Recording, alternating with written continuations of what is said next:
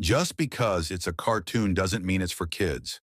Hey, have you ever sat down with your kid to watch a cartoon, expecting something innocent, and then suddenly you're hearing a joke that's way too clever and way too spicy for a 6-year-old? You pause, rewind, replay, and yep, they did say that. Like, was that a joke about taxes and strip clubs in a show with talking penguins? Yeah, turns out some cartoons are not what they seem. They're like Trojan horses of adult humor, wrapped in colorful animation, goofy voices, and happy theme songs, but secretly designed to entertain grown-ups just as much as, if not more than, kids. Let's break this down. A lot of modern cartoons are written with what's called a dual audience in mind. On the surface, it's got the slapstick, the silly faces, the bright-eyed characters that kids love.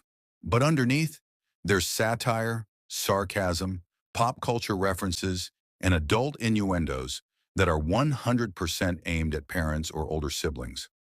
Like an Easter egg hunt, except the eggs say things like, "Is that a marriage joke in a cartoon pig show?" Think about shows like Family Guy, Memoir of a Snail, or even SpongeBob SquarePants. Those shows are loaded with subtle nods to adult life. Debt, existential dread, midlife crises, awkward romance, internet culture, you name it. And that's not an accident. Writers know full well that kids aren't the only ones watching. It's a strategic move to keep the whole family engaged. After all, if you're a parent stuck watching the same show 47 times in one week, you might as well get a laugh or two out of it. And then there's the cultural differences issue. What flies on TV in one country might be totally inappropriate in another. Sometimes jokes or scenes get lost or found in translation. You might end up with a line that was harmless in the original language, but turns into something eyebrow-raising in English, or vice versa. So occasionally, things slip through the cracks. It's not necessarily sinister. It might just be a case of, oops, that sounded way dirtier than we meant it to. But let's not pretend all of this is accidental. Some animators and writers are straight up rebels.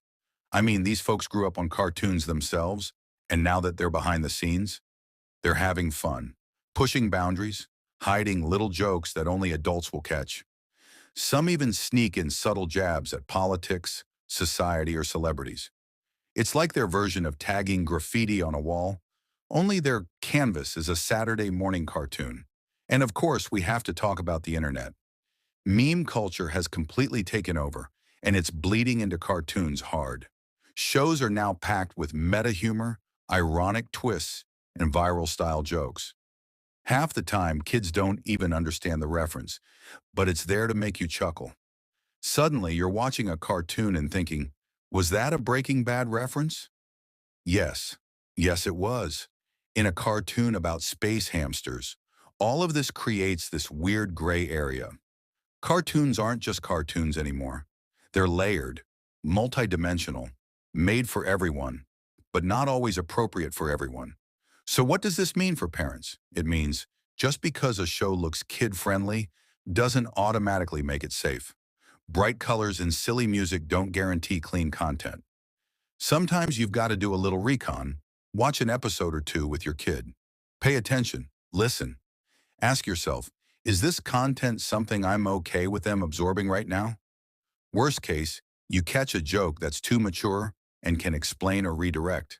Best case, you discover the show's actually really good, funny, clever, maybe even thought-provoking. And now you've got a new series to binge, one you both can enjoy. So yeah, cartoons these days, they're more than just zany animals and rainbow explosions. They're storytelling tools, comedy machines, and sometimes even platforms for serious commentary, disguised in glitter and googly eyes. What do you think? Have you ever caught an adult joke in a kid's cartoon and thought, wait, did they just say that? Drop your stories in the comments. I'd After love to all, hear them. knowledge is the ultimate aphrodisiac.